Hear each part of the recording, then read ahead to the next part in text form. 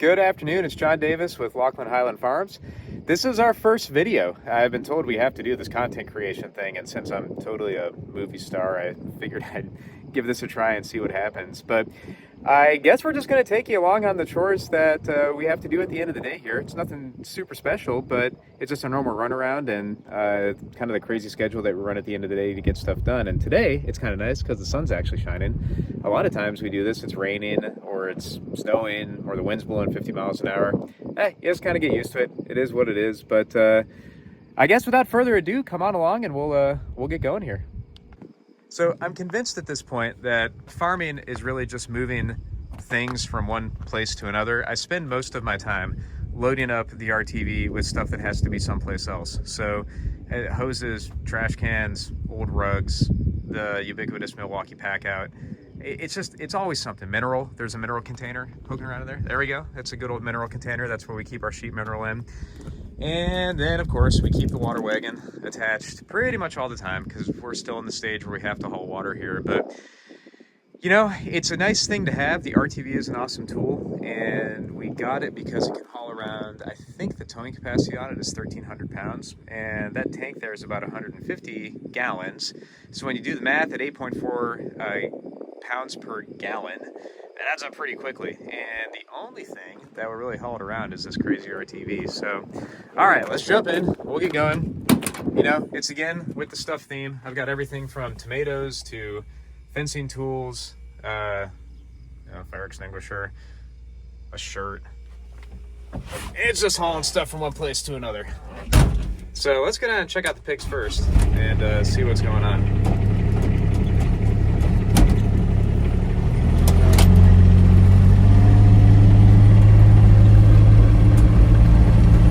So it takes us at the end of the night, you know, depending on what we have to do.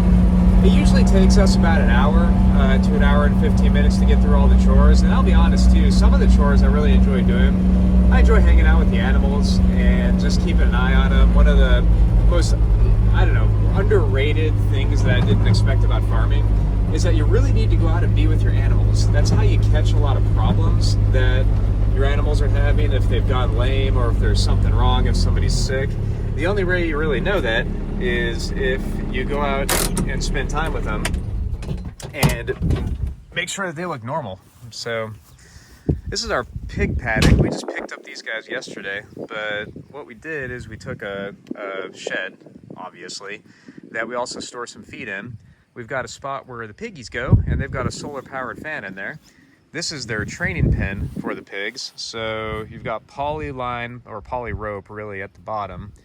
And that goes back to a fence charger, but the poly rope is inside these hog panels. And the reason we do that is when pigs are scared, their first instinct is to run forward and through something. So when they hit this electric wire, they want to run forward through it, and that's why you have the hard fencing up. It takes them about 3 days to get used to that. And then once they get used to it, we turn them out into the broader pasture here. And they love this tall grass. It doesn't look pretty to humans, but to piggies, it is like the best thing ever because they can root around in it and play and do all the fun stuff.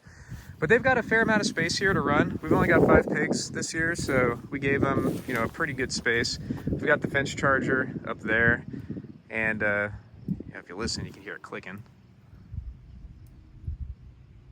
That's it grounding out in the weeds. It does give those piggies a pretty good shock. When they hit it, they squeal and they don't hit it again. So, you know, pigs are notoriously hard to keep in. With these 2 wires on the ground here, we keep pigs in no problem. As long as the electric's on, man, I'll tell you what, they want nothing to do with that shock on their snout. So they're just little fellas. We picked them up yesterday. We deal with Whipple Family Berks down in Orient, Ohio. And Jeff Whipple's a great guy. They raise purebred Berkshire pigs down there. We're a big fan of Berkshires. The meat quality is awesome. It's a darker meat. I guess it's more red than what you're used to with normal pork. And it tastes delicious. So these guys are all freaked out because this is big home for them. And they kind of run around and do the thing. But I filled up these containers with food earlier today. And they got right after it. So I'll take it. What's up, fellas? How you doing? You say hi to the camera? Hello. Yep. I wouldn't trust me either, honestly.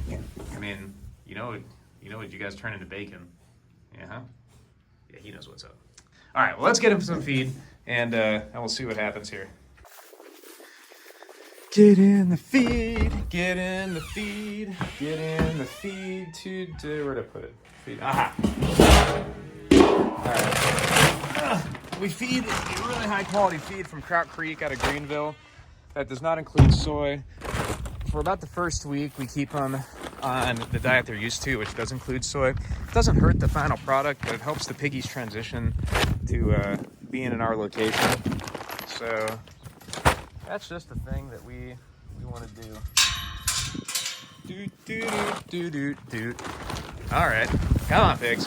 Now, I don't think they know me as food guy yet, so they're gonna run around and snort some. But if I can do this one-handed, which may or may not work. Let's see. Put some feed in that one. All right, piggy pigs. Here we go. Piggy feed going there. Making a mess of things, pig. I'm sure that dust is totally healthy. Good job, little fellas. All right, go get it. Go get it. All right, well, they'll get the feed. They'll figure it out. And they'll be friendly little guys in a few days here. So, all right. So that's the pigs. They still have food out here. They get the water out of this guy. And they are super duper happy piggies, which works out really well. All right. On to the next thing.